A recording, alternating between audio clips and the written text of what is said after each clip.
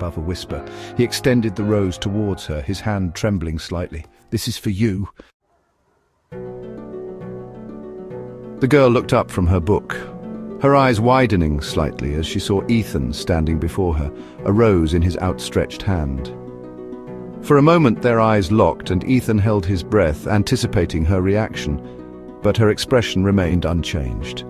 She didn't smile, didn't speak, didn't even reach for the rose.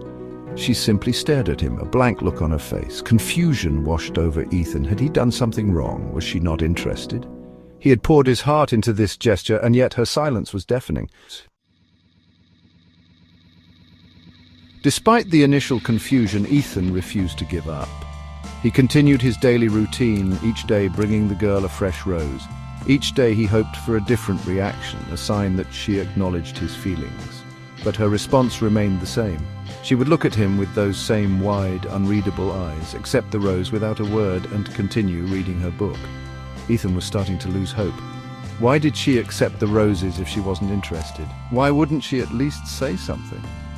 The silence was agonizing, leaving Ethan to grapple with a whirlwind of questions and doubts. Weeks turned into a month and Ethan's patience began to wear thin. The silence that had once intrigued him now filled him with frustration. Why couldn't she just tell him what she was thinking?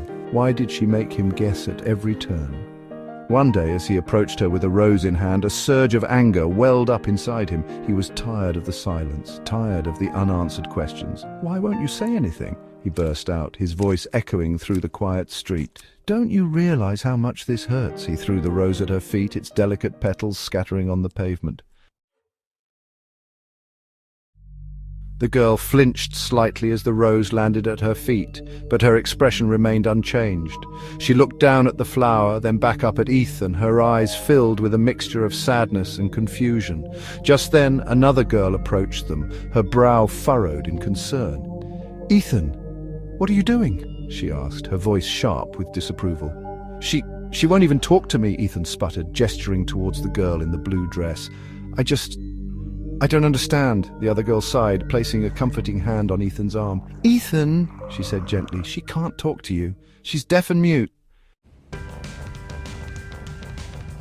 The world seemed to stop spinning. Ethan stared at the girl in the blue dress, his anger dissolving into a wave of shame and remorse. All this time he had misjudged her silence, mistaking it for indifference when in reality it was a barrier beyond her control. He thought back to her blank expressions, her wide eyes, the way she never reacted to his words. It all made sense now. The weight of his actions crashed down on